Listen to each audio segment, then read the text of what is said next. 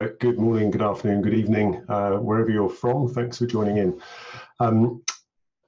As Alex said, if you've got any questions, Zoom has a Q&A facility, so drop them in there. We'll gather them up and go through them in Q&A at about 22 the hour. So we've probably got about a 35-minute presentation. So we'll tackle as many questions as we can. Just keep the flow going. Drop your Q&A into the Q&A slot, and we'll cover those for you. We're here really to talk about what this self-sovereign identity thing is. There's a lot of confusion in the market. There's a lot of interest. There's a lot of people starting to do things, and there's a lot of momentum building up. So the purpose of this session is really to give you an intro. And the best way to start off is just to look at what the future is going to look like, where you can, if you're a retailer, onboard a new customer with one click. If you're an employer, if you can verify the qualifications of any new employee instantly. If you don't have to worry about phishing and SMS interception and SIM swapping because you've got a direct, secure connection to everyone you deal with. And if you can instantly identify and verify that every single new customer you've got is a genuine person and not a bot and not a scammer. And imagine if we can also kill the username and password for once and for all. That will drive massive competitive advantage for organizations around the world. And that competitive advantage will be such that for organizations that aren't taking advantage of this new technology, they're going to get left behind. And we're seeing early adopters starting to look at this already, and the first pilots and the first production rollouts happening already. So there's this massive change happening. For 20 plus years since the start of the internet, we've lived with usernames and passwords and connection brokers who are providing functionality that we should have ourselves. And as a result of us not having it, they're basically stepping in and providing connection capabilities for us to connect to each other or connect to retailers or our employers or whoever it may be. And basically unintended consequences have happened, and people are then starting to make large amounts of money from your data. They're monetizing your data, your privacy is gone, and so on. So that's about to change. There is really a seismic revolution happening. It's called self-sovereign identity, but it's also called decentralized identity or blockchain identity or portable digital identity. And part of the issue we have is the terminology here. So the market seems to have settled on self-sovereign identity, and we're going to demystify what it is and what it isn't and how it works as part of this webinar. So the way we define it here at Evernym is the ability for people, organizations and things to hold, manage and control their own digital credentials, just like you do with physical ones. So everyone already has self-sovereign identity. Okay, it's in the form of paper documents like a passport, for example. That's a credential, and I take it with me and I carry it and I present it to whomever I want. So just to get some of the terminology sorted out, credentials are the things that we already have and organizations give to us, we carry around with us. And they can be about anything. So this passport's about me, it's about my right to travel, but I could have a credential for my employer, I could have one for my gym, I could have my birth certificate. They're all credentials, and they all use a global standard called paper. They all answer this simple question: who says Andy Tobin is Andy Tobin? Okay, is it someone you trust? The UK Passport Office, you probably trust them, so you will trust this credential. So they're saying, says who? But the problem is, paper doesn't work online. And that's the root of the issue that is causing all of the privacy issues, all of the security issues that we have on the internet at the moment. There is no equivalent of me being able to show you this passport directly, face to face, without anybody else sitting there in the middle and being able to intercept it being copied away, and so on. Yet pretty much everything we do online requires a digital identity of some sort. To establish trust, to establish who you're dealing with. often people leap to the use case of bank know your customer checks, KYC checks. But it's not just that. It could be anything. It could be suppliers knowing that they're able to deal with a large organization. It could be that a car needs to know it can charge up at a charge point. It could be absolutely any type of interaction digitally. So we're trying to bridge this gap that has emerged, where the lack of digital versions of the credentials we all have and the way you use them is really causing a customer experience nightmare. We've got a really interesting stat here that came from McKinsey.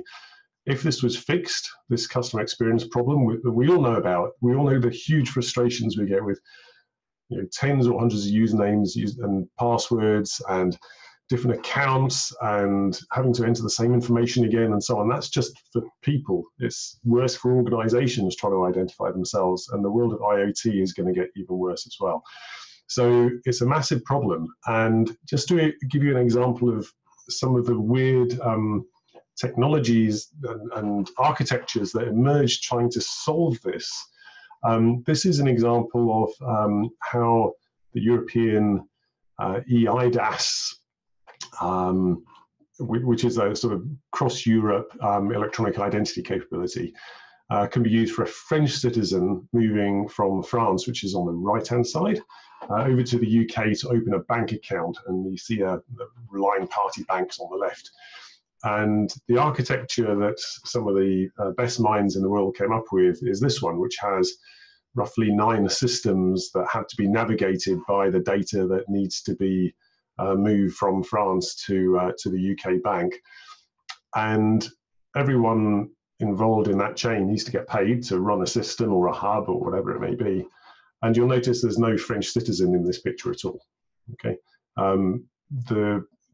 these kind of architectures, they don't scale at a global level. There's too much lossy data transfer happening, and there's not enough control by the individual. So we think a much easier way to do things is this. You have the credential provider or the issuer, and we have these already. They're everywhere. They're the people who give us passports, driving licenses, gas bills, telco bills, gym memberships. All of these people, they already issue credentials on bits of paper or plastic cards. Okay, so what about if they gave me those credentials? Whenever they give me a physical one, they give me a digital one as well. Okay, they give it to me. They don't give it to some third party. They give it direct to me. And whenever I need to prove something about myself to what we call a relying party or a verifier, could be a bank, could be a retailer, you know, all the sort of scenarios, I'm able to give them proof digitally that the credential provider says I am Andy Tobin, or I'm over 18, or I'm a British citizen, or I'm a member of the gym, whatever it may be. And that's how things work in the physical world. We already do this.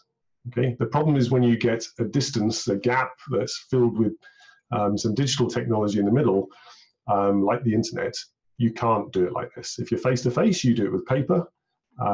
So the beauty of this approach is, like with paper credentials, once you have a digital credential, you can use it many, many times. And it's under your control when you use it and where you use it. So that's a massive benefit initially. Not only can you use it many times, but the organizations that you then deal with, they can give you digital credentials back. And you accumulate them just like you accumulate physical credentials at the moment. So you start getting a really interesting capability building up. And because of the way the technology that underpins this works, you can take a credential from, I don't know, the passport authority, the government, and from your gym, and you can mix up the attributes of those and present one attribute from the passport, 2 attributes from the government, and an attribute from your gym to a bank. And you can mix them together like that without having to present every single attribute in every credential that you've got. So you're starting to get some of the really significant benefits of the digital and cryptographic capabilities that these new credential types have. And not only that, rather than actually presenting the root data, you can present things called zero-knowledge proofs. And zero-knowledge proofs are yes-no answers, basically. Yes-no answers to questions like, Are you a British citizen? Yes or no? What, are you over 21? Without revealing my date of birth. And you could go really to one extreme of this, which is, am I allowed to board this plane? Yes, I am. Am I allowed to enter this country? Yes, I am. And these zero-knowledge proofs can be verified as being authentic without revealing the underlying data. So it sounds a bit like cryptographic voodoo, but underpinning it is some fantastic capabilities that have been built by the best minds in the world in the world of cryptography. Now, it's all very good being able to pass some digital data via a person to somebody else, okay? But it's useless unless that relying party is able to verify the authenticity of that data. So the verifier needs to do three things. They need to do three checks. They need to know who is it that issued the credential to Andy, okay? Did it really come from the Passport Authority? Did it really come from the gas company? So they need to know what was the source of the credential or the attributes in it. They need to know that the credential was given only to me and I haven't stolen one from somebody else. They also need to know that I haven't tampered or edited the credential. I haven't changed my date of birth, my nationality, because obviously that would render the whole thing valueless. And they also need to know that the credential has not been revoked by the issuer. So if I'm proving that I'm a doctor, for example, and last week I was convicted of malpractice and struck off the medical register, then I should not then, going forward, be able to prove that I'm a doctor. So the issuers need to be able to revoke credentials and the relying parties need to check if they are revoked. Now, one way you could do this is for every relying party to have a connection to every possible issuer of every possible credential in the world. And common sense says that simply won't scale. And we know it doesn't because that could happen now and it hasn't. Why? It's too technically complex, massively expensive. There's a second part of this as well, which is that if the relying party has to speak to the issuer to verify something, the issuer of the credential now knows that I'm dealing with that relying party.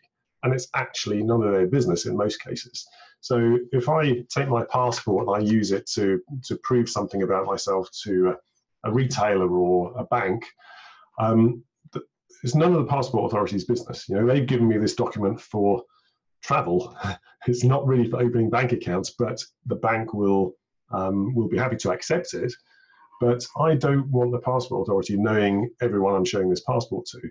I don't have that problem in the physical world with a physical passport, and I shouldn't have it in the digital world. So this ability to avoid being correlated with everything you do is really important. It's a core part of the principles of privacy that we've introduced as part of the protocols that underpin how this works. So this is a really important thing. The relying party needs to verify the credential is authentic without contacting the issuer. How do they do this? We're going to get very slightly technical here. This is not a technical webinar, by the way, but just to give you an idea of what happens. The issuer puts some public key information into a store. And the verifier, the relying party, reads that information, and that public key information allows them to verify that the data that they've received from Andy here in the middle is authentic, and all those 4 checks can be done. Okay, so the store has to have certain characteristics.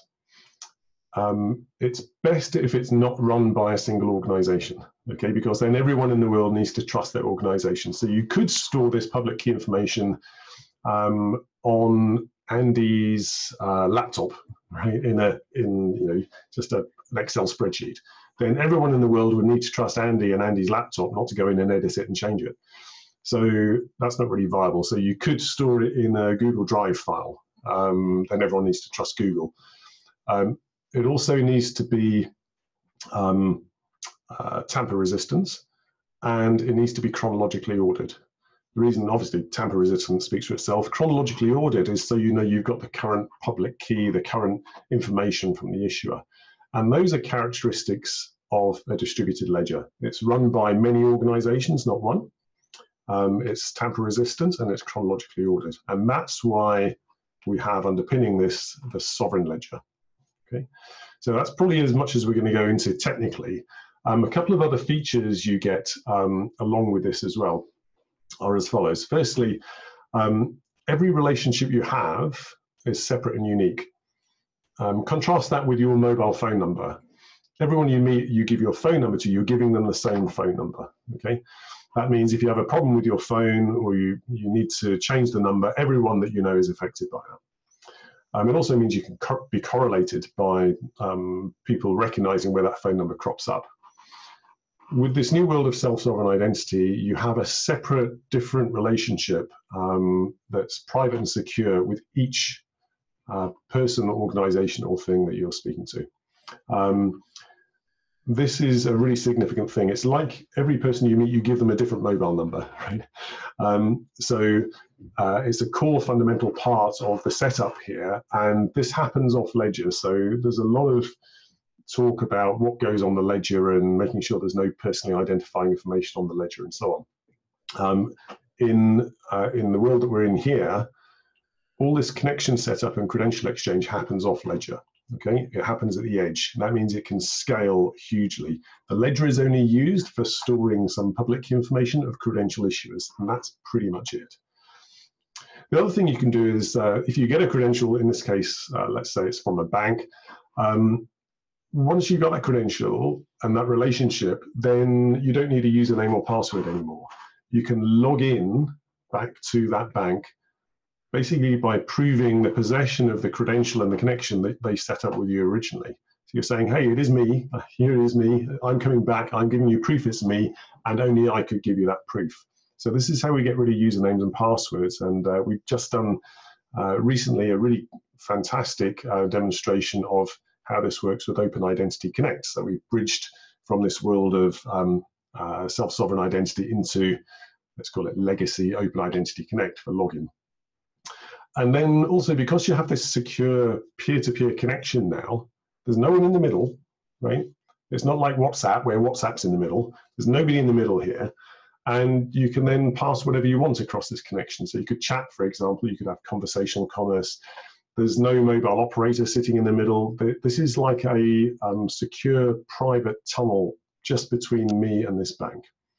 And that allows you to communicate in all sorts of ways. And there's no man in the middle attacks here that can happen, because there is nothing in the middle. It is a peer-to-peer connection set up directly without anyone else needing to be involved. So that in itself is fantastically powerful. So to make this work, what we need is an open protocol, right? The reason email works on my Android phone and an iPhone and an iPad and a PC is because it all uses SNCP. The reason I can browse to any website in the world is because they all use HTML. The reason I can connect wirelessly is because Wi-Fi works, okay? Open standards, usable by everyone, non-proprietary. This is a really important part of this. No vendor lock-in. As soon as you make it proprietary, you're restricting it and restricting the evolution and growth of the capability. So open standards with no vendor lock-in. So let's look at where some of this came from. So Evernym, the company I work for, we're headquartered in Salt Lake City in Utah. I'm, as you can probably tell, based just outside London.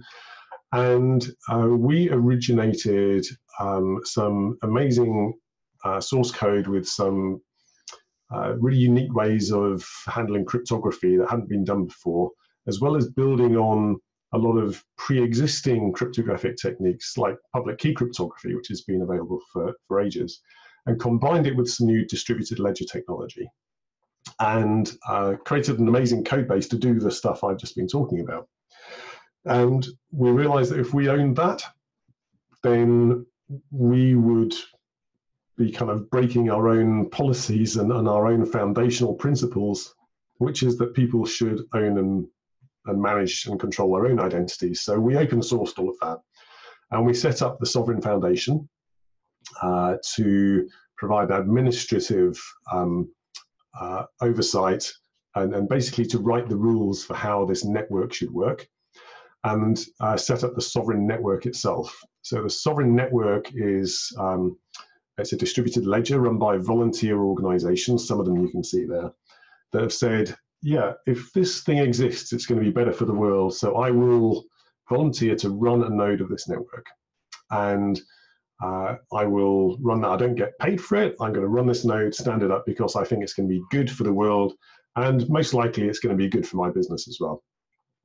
So we got a whole bunch of volunteers that are running that. And what's then happened is the Sovereign Foundation then donated that code base to the Hyperledger project. And the Hyperledger project is a cooperative effort, if you like, of open source ledger projects. And that's got a massive developer community in there as well. So the code base is called Hyperledger Indie. Some of the people that are involved as stewards of the Sovereign Network, here's some of them. I think there's over 70 of them now. And what's fantastic is they're very big companies like IBM, NEC, for example, Cisco, and there's very small entrepreneurial companies, and there's telcos in there, there's airlines, there's organizations from around the world in many, many different market sectors, covering 6 continents.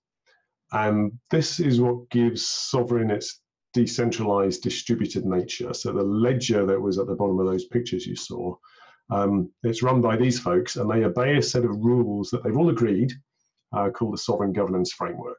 And that's what makes Sovereign a bit different from ledgers like Bitcoin and Ethereum, in that the governance framework says, here's the rules. Here are the people running it. Everyone can see who they are. Here's what happens if it goes wrong. Here's how policies are decided. Here's how new entrants are accepted in, and so on. So there's a set of public rules behind this that makes the Sovereign network itself really quite unique. And it means you can have human trust in it, as well as there being cryptographic trust in the code underneath. So what's then happened is the Hyperledger project, which is under the Linux Foundation, by the way. There have been 2 spin-offs from the Hyperledger Indie code base. The first spin-off is called Hyperledger Ursa. And that is all of the amazing cryptographic capabilities that we built in Indie. And that's been spun off, so all of the other Hyperledger projects can use it, and anyone else can use it as well. So this is all open source code. Okay, if you want to go and play with it, you go to Hyperledger, Google Hyperledger Indie, and you'll find it, and you'll find the code, and away you go. And you can contribute to the code as well, obviously, if you want to. That would be great. And the second spin-off is Hyperledger Aries. Now, Aries is the protocol for establishing those peer-to-peer connections that I spoke about, and for handling credential exchange, and for defining how the wallet, the digital wallet in which your credentials are placed, which is most likely an app on a phone, how that works, and what happens if you've got 2 or more apps on your phone, all with digital credential wallets in them. So that's what Hyperledger Aries is, okay? So that's another spin-off. So you'll come across these things if you're looking at the code base and wondering what the various pieces are. So the stack looks a bit like this. Hyperledger Indie itself now is the ledger layer, okay? That's the ledger layer that has the consensus protocol. So all of those organizations that are running Sovereign nodes, they're called stewards. And what they do is they take Hyperledger Indie and they run an instance of that. And that is the ledger node that they run. And those ledger nodes talk to each other, and they do the typical blockchain things about maintaining consensus and adding new transactions and gossiping and looking out for bad actors and handling those. So that's what Hyperledger Indie is now.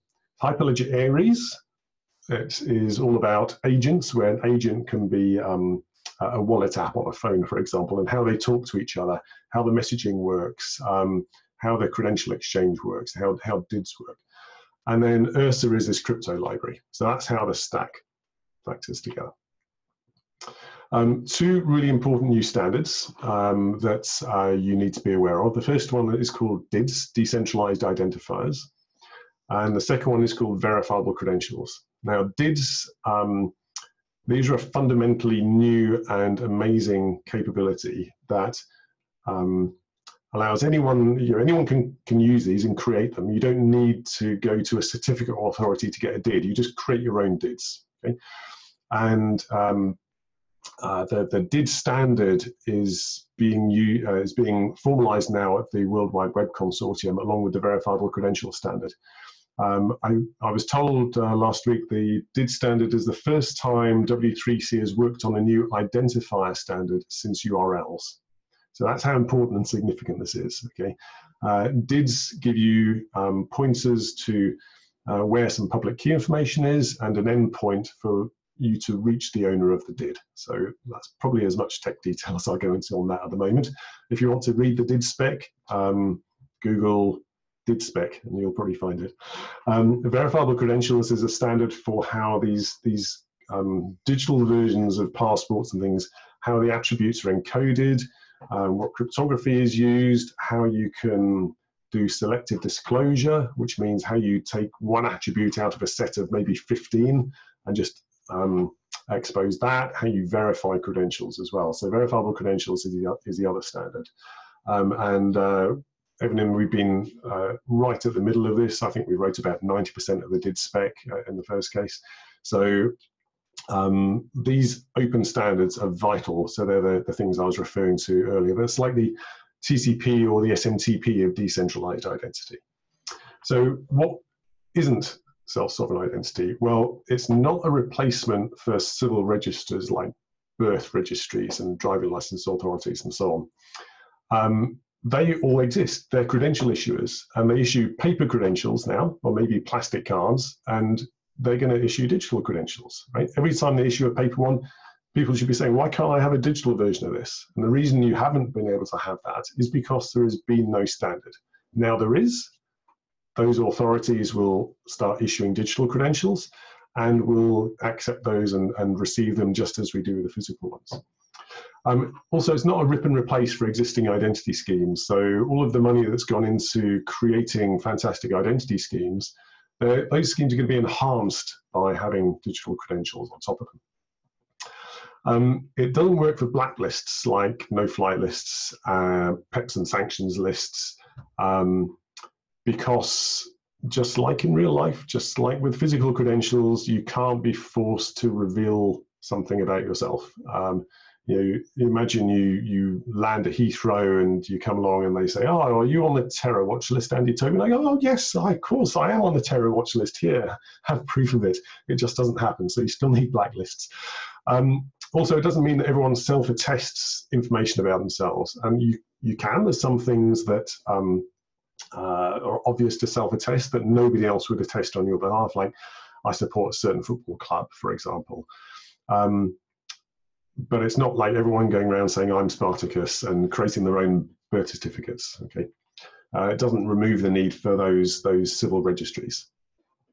So what does it mean for actual people like us? Well, first thing is really simplicity and privacy. Imagine all of those really annoying friction points that you get in the modern world online, of lots of usernames, lots of passwords. You forget them, you've got a password reset, you've got to click the thing that has all with traffic lights in it, or click all the buses, all the capture stuff.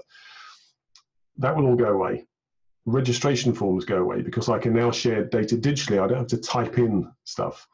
Spam and phishing go away because there's nobody in the middle anymore. Nobody can impersonate me anymore. Everyone gets secure private communication by default. Everybody. You don't need to have $1,000 phone to get secure private communication. Everyone can have it. And there's no more intermediaries watching everything that happens. So massive benefits for people.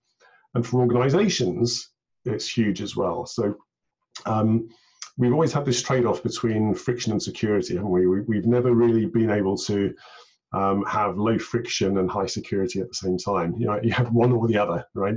You increase your security, your friction goes through the roof. You decrease your friction, your security plummets. Now you can have both. So we're talking about instant customer verification, fast onboarding, great customer experience, no more forms to fill in, getting data from the customer you can verify as authentic, regulatory compliance, the data is coming from the customer directly. or from the employee directly. It's coming from them, not through some intermediary organization. So you're immediately into a much better situation regarding compliance with rules like GDPR and data minimization and consent.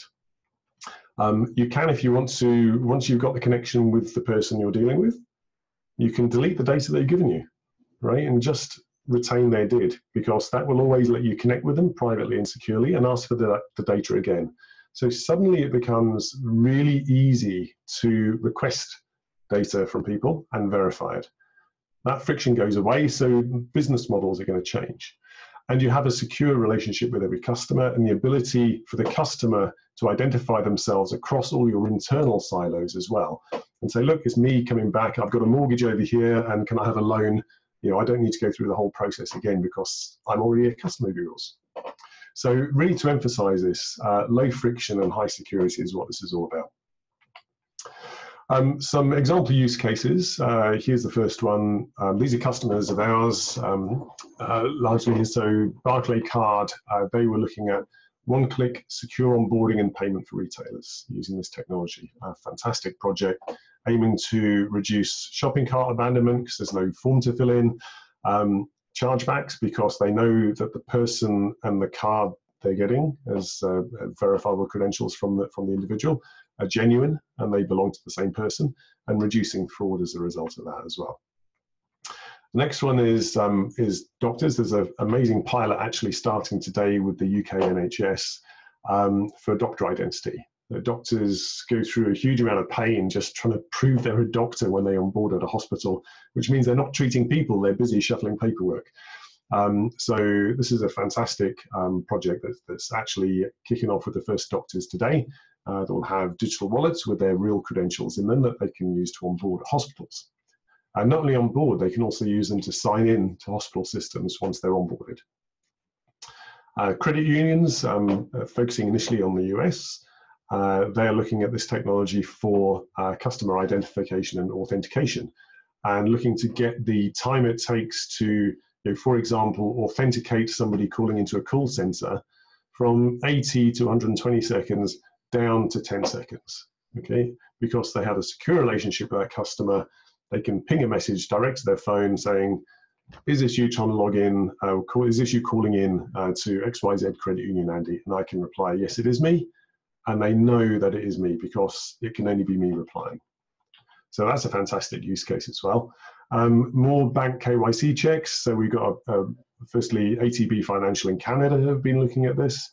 And then we've got a group of 4 plus another large high street bank in the UK involved in a project with the UK regulator for using digital credentials to onboard. And that's in partnership with an organization called Onfido, who do real-time selfies, passport scan, check stuff to create the credential in the first place, and our colleagues at Deloitte, who have a KYC system that banks can use. And then another one, which is the Verifiable Organization Network. This technology can be used for people, organizations, and things. And organizational identity is a huge problem that we need to solve as well. So the Verifiable Organization Network, they've issued millions of organizational credentials up in Canada already.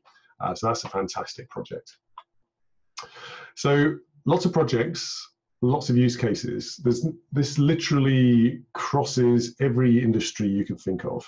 We have customers, pharmaceutical companies, airlines, NGOs, banks, telcos, and they're all doing essentially the same thing, which is looking at how do they solve onboarding of new customers or new employees or new doctors, and once they're onboarded, how do they solve authentication when that person comes back and tries to log in and confirm who they are. All of those industries, all of those use cases can be handled with the same protocol, okay? So you can have one single platform that handles suddenly a myriad of different use cases. And that is really going to be a significant economic benefit for organizations that previously have had to have lots and lots of different silo platforms to do individual kind of micro use cases. So this is what we put up earlier on, the potential for these huge improvements across the board in many different industries. And it's all achievable using these two protocols of DIDs and verifiable credentials, and having a platform that can make those work. Okay, so we often get the question, so what does Evernym do then? It's great doing these webinars, thanks very much for the education, but what do Evernym do? So we actually have built the first one of these platforms. It's called Verity. It's an enterprise credential exchange platform, essentially. And it takes those open source protocols and wraps them in an enterprise product. And we're building various different back-end interfaces for it at the moment to plug into other systems, like Open Identity Connect, for example. So anything that supports that. And it enables an enterprise to issue and verify digital credentials and execute those DID-based connections that you need that I spoke about earlier on. And it takes away the complexity of the cryptography and so on, and creates a nice, simple, easy-to-use capability for enterprises. Now, that wouldn't be complete unless we had some way of people to use this stuff. So we also have an app. It's in the app stores right now called Connect.me. It's on iOS and Android, unsurprisingly. And that is a personal credential wallet. And it allows you to set up DID-based connections. It allows you to receive credentials and store them, and then expose a bit of one credential and a bit of another one in response to a proof request. And if you go to try.connect.me, you'll be able to experience it. So we've got a little demo of 3 organizations that will issue and verify credentials for you. So that's worth having a look at that as well. So how does this work in reality? If we take our little ecosystem here, each organization will need some kind of bridge from their old world into this new world of self-sovereign identity, and that's where Verity fits in. Now, of course, Verity is built on open source code and open protocols. So anyone can build something like Verity. We think as the originators of much of this technology, Verity is going to be the best thing out there. And of course, anyone can build an app as well.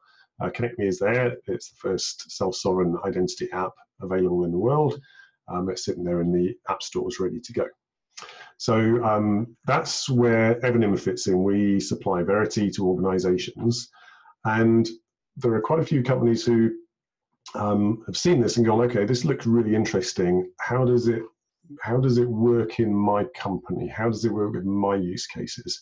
And for them, we have an early access plan. And the early access plan gets you the first access to our product set. It gets you access to our amazing technical guys who built all this stuff in the first place. And it gets you support to be able to get started and get running. So the early access plan is built specifically for people who want to cut down the experimentation time and get through POCs and into pilots and then to roll out as quickly as possible. We've had people within half an hour setting up their first POC and issuing credentials using the early access plan. Some of the folks that are in it, here's some of them. There's 40 or more in there at the moment. So it really is, it's going great guns. We're really pleased with it. And not only that, but these organizations, because they're using open protocols, a credential issued by, I know, ATB Financial can be consumed by Barclaycard, right? Without any other interactions between those organizations. So that's the formal part of the webinar done. I'll say thank you very much for listening so far. And we'll turn to some questions, actually. So I'm seeing a few coming in. Fantastic, thank you, Nick. So let's just run through some of these now. Firstly, how can you make sure the person using the wallet is the person they say they are, besides relying on the phone pin and the biometric? A phone pin or like a fingerprint on the phone, I guess you mean, right? So there's going to be some use cases where you have to have a really high level of assurance like that. And for something like that, what you want to do is include in the credential enough information so you know that the person is the person. So at the moment, the the Connect Me app and the verifiable credentials exchange process, it doesn't yet handle images, but it will do. You'll have images in credentials. So, how do you know this passport is me? Well, hang on a minute, let's have a look. Oh, it's got a picture of me stuck on it. Okay, so when I turn up, I can show you this. So in those use cases where you need to confirm the person is the person that's standing in front of you, like a doctor who is being onboarded into a hospital, is that the doctor who applied for the job with those qualifications? Then you can do it that way. So that's a kind of a way to take it further than just the reliance on the phone itself. Now, with my phone right now, using a fingerprint or face scan or whatever it might be, that's good enough for me to get into my bank account and transfer hundreds of thousands of pounds that I don't have to someone else. So it's already pretty good. But I mean, in answer to that question, you would include further information in the credentials you give to the person. So when the relying party needs to check, they can check who it came from. They can ask for more than one credential if they want to. Okay, so the way the banks do this, they ask for like proof of address from 2 places and proof of citizenship from another place and so on, because it gets increasingly difficult to have more credentials that that match up. Sorry, it becomes increasingly difficult to fake many more credentials than it does just one. So that's why they ask for several. Now, in this situation, you can verify a credential is authentic immediately, but still, I think banks and such like will ask for credentials from multiple sources. Next question, what are the big opportunities for this technology in the world of work, e.g. hiring and HR? Interesting example, any interesting examples of pilots or projects you're working on? Yeah, so fantastic. Employee onboarding is a great example.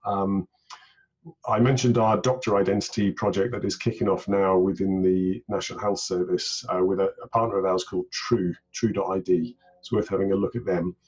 And that's to verify a doctor is a doctor. Are they clinically qualified? Have they got a medical license? All done in digital credentials. So we're hoping that goes really well. And then we've got organizations like Workday who provide enterprise ERP software for companies all around the world. And they launched this week some really fantastic digital credential capability. So it's worth having a look at what Workday are doing. And again, that's based on open standards as well. So, and that's not an Evernym project. Well, we worked with Workday 2 years ago with an initial POC with them. They just picked this up and are getting on with it. So that is really interesting as well. So employee ID, absolutely. We think that if it works for doctors, it's going to work for nurses. It'll work for dentists. It'll work for tower crane drivers. It'll work for Deliveroo drivers, etc., etc. Okay, next one. Kirsten, hi. Reducing toxic data lakes was mentioned as a benefit. Could we elaborate on the example of a toxic data lake? Yeah, sure. So whenever you're registering at a retailer, for example, what you're doing is you're going there, you want to buy a thing, you want to get it delivered to your house. They're capturing a whole bunch of information for that transaction. A lot of that information they don't need until you transact again. Okay, sure, they may want to profile you and do some of that kind of thing, but they don't need all of that information. So you've got organizations sitting on huge pools of personal data that are a magnet for hackers, and we've all seen examples of that. That kind of data being hacked and breached and broken into, and the consequences of it. So with this new technology, when you have a peer-to-peer connection established using DIDs, that connection's persistent as long as both parties want it to be. And it becomes really easy to ask for the data again. So you want to do another transaction? Oh, please prove that you're Andy. Okay, here you go. It's like very simple. I press a button on my phone and it's done. So it's possible to not have to store all that information. And I think regulations will dictate that you shouldn't store that information as much of it anyway. And you start moving to a situation where you store minimum amounts of information, but it's really simple to go and get it again. And that's one of the things with these data lakes. People are storing all this data because it's so hard to get it. If you get it once, I'm going to hoard it. But it becomes really easy to get it with the person's permission using self-sovereign identity techniques. Next one up, when a credential is modified, i.e. the name for marriage, guardianship, etc., is the original credential revoked? If so, how does it affect relationships downstream with the verifier? Okay, that's a really good question. So yeah, let's say I change my name by deed poll. So what happens, the way to answer questions like this is always what happens in the physical world. So if I change my name by deed poll, what happens? Well, I get a piece of paper that says I've changed my name by deed poll. And then I can use that piece of paper and I go to other issuers of credentials like the driving license guys and the passport guys and say, look, I've changed my name to Slarty Bartfast by deed poll, here's proof of it. And they then say, okay, I'm going to give you a new credential, new driving license and revoke the old one. So that's how we see these things happening is it's vitally important to be able to revoke credentials that are out there and issue new ones. Or you just issue a new one. You don't have to revoke the old one, but the old one can expire, for example. And how does it affect relationships downstream? Well, you know the change of address problem? I've changed my address. I've got to notify everyone. Well, what if I had a record of every time I'd shared my address and who with, and I can ping all of them because I have a secure connection with each one that's persistent and say, hey, I've changed my address, do you want the new one? They come back to me, say, yes, please. And I can then say, well, here's my new address as attested to by the gas supplier who has a pipe coming into my house. Okay, so suddenly all of those data change issues become a lot simpler. Next one up, with a customer in control, let's say they're on a no-fly list, how could the airline stop them purchasing a ticket? How does bad data get shared? All right, so that's from Robert. Robert, that's a really good question. As I said earlier on, it's not a replacement for blacklists. Okay, when you're asked, please share something about yourself, you can elect not to do that. So again, think of how it works in the physical world. You're not going to hand over a piece of paper saying you're on a no-fly list, right?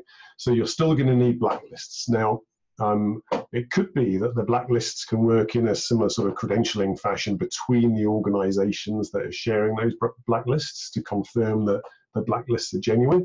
That's an area we've kind of looked at a little bit with some airline organizations. But really, this is primarily about positive sharing, if you like. It doesn't handle so much. You could make it handle it, but it's not really designed for handling negative information because, as you say, the user is in control. Okay, next question. Okay, how can we test this ourselves? Right, that's a great question. The capability that I mentioned on this slide here, the fastest way to get going with this, so you could just pick up the open source code and start building on top of it, right? And if you wanted to build your own app, you can do that. If you wanted to build your own credential exchange platform, you can do that as well. So that's absolutely fine. It's a bit like email service, right? You could build your own email server, but you don't, you just use one. You could build your own photo editing suite, but you just use Lightroom. So we've created the early access plan to allow you to get the latest tech from Evernym. We are the leaders in this market. You get the latest tech from us and get started really, really quickly. So that's the purpose of it. We do have the ability to give the earliest possible access, even pre-beta software that some organizations can use and feedback on, and actually give us requirements as well, and we can put those into our roadmap. So that's what the early access plan is all about. Oh, loads more questions coming in here. What's the difference between Evernym and what Tim Berners-Lee is trying to achieve with Solid? Okay. Okay, that's a really good question. So I'm not the most familiar person with Solid as such myself, so I'm probably not the right person to answer that one. Other than they look at things in a bit of a different way. So I think probably the best way to answer that would be to think of something that's not necessarily browser based, right? Something that is credential based. You can use anywhere you want to. Credentials can be about anything. It's, I think, more open, this world of DIDs and verifiable credentials. More use cases, more flexibility. So I think I'd put it like that. It's a bit of a different approach. Thanks, Nick, for that reply. Okay, let's have a look at what else we've got. Okay, yeah, we covered that one off. Thank you very much. Let's just look down. Oh, Stephen has said, what is the verification protocol for the chain? Okay, so Stephen, I assume you mean for the sovereign ledger underneath the skin there. So remember that there's not very much on the sovereign ledger, okay? And so let me give you an example. If you're an issuer of credentials, like let's say a driving license authority, and somebody had already defined what a driving license schema looks like, you'd need to write to the ledger twice as a DMV or the DVLA here in the UK. You'd write to the ledger twice. You'd write your public DID on there, and you'd write a credential definition which contains the public keys for each attribute that you're going to have in a credential. So you write twice. That's it. You can then issue 1 billion credentials without ever having to write to the ledger again. Okay. So the ledger is only used as the setup for putting the issuer's public DID and credential definition on there. Now, if you're doing revocation, you might want to revoke credentials. If you're a doctor licensing body, for example, and in that case, maybe you write a new revocation registry once a day, for example. But the credential exchange process happens off ledger, doesn't touch it, and that's what gives you scale and volume. And that sort of edge computing is fantastic. Now that our devices are much more capable, it becomes possible to have peer-to-peer connectivity happening at the edge. I don't think I answered the actual question, which is what was the verification protocol? I think you mean the consensus protocol. So it uses redundant Byzantine fault tolerance. Let's have a look. What else have we got down here? Okay. So yeah, Workday. I've spoken about Workday, so you've heard about that. More and more companies claim to be in the SSI space. How is Evernym different? That's an excellent question. So how are we different from everyone else? Well, first of all, we originated the majority of this stuff. Our people are some of the ones that are steering the direction at the World Wide Web Consortium for some of these standards. And we also have the first platform out there that allows you to do this stuff, the first apps out there, and our customer base, I think, is extremely rich in terms of its variety and scope and breadth across the world. So I think if you wanted to get started with this, sure, there's some people that say they're doing SSI, but there's people who say SSI and they're not really doing it. They've got something proprietary, or they're sprinkling blockchain pixie dust on a proprietary solution. So yeah, watch for that sort of thing. The question to ask is, if the company goes out of business, what happens to a person's identity? Okay, really important question. And in Evernym's case, if we were to go out of business, people will still have credentials. They're using an open system. They're using open standards, and the world moves on basically. So that's probably the key question to ask. What happens if that company goes out of business? Does everything stop running? In Evernym's case, definitely not. What else have we got down here? I believe the UK has a regulatory sandbox to encourage and enable banks and software providers to experiment and determine what is possible in this space. There is indeed the Financial Conduct Authority Regulatory Sandbox. We are in there with the projects with some of the fintechs, Monese, Cedars, the other ones I mentioned earlier, doing a KYC project right now on digital credentials. Is there anything similar in the US, and how successful are the UK projects progressing? Yeah, so really interesting actually. There's some stuff I can't share, it is confidential, but there's real intense interest in this tech because of the promise, and regulators are looking at it already, okay? Not only from the individual identity perspective and individual credentials, but corporate credentialing as well. So I'm not sure about anything similar in the US, but we know of a substantial number of projects happening in the US in this area too. I'll probably just do the last one as we've got a minute to go. Where can I see an example of organizations working together? So issues, yeah, this is a really good point actually. The beauty of this is when organizations come together. So actually in Canada, in Alberta, there's the Alberta Credential Ecosystem, or ACE. So if you look at aceprogram.ca, so that's ACE program.ca, you'll see banks, telcos, universities, cities, governments, the government of Alberta taking part, where they're all looking at, if I issue a credential, it could be accepted here and here, and if you issue a credential, I can accept it. And it's the first example of a ecosystem moving at scale to share credentials amongst themselves, and you get real network effects that way, and the value of all the organizations coming together just creates a really rich capability there as well. So I think we're there actually on that. What are the barriers? One last one. What are the barriers for relying parties, says Robert? Well, they need a bit of tech, which hopefully they'll buy from us. They need to decide how they're going to accept credentials, what information they want, and build it into their use cases. So they probably will want to know how a credential is authenticated and verified. But once they get confidence in that, they're off and running and need to plug into the back end with a bit of integration. Okay, very good. I think we're going to wrap it there. So thanks everyone for turning up as well, and all the questions coming in, really good stuff. We do quite a few of these webinars. Some of them go really deep on the tech. Others are learning sessions like this. So please keep an eye on the Evernym website. And if you want to get going and want to join in, then please come along, let us know. The early access plan is the way to go.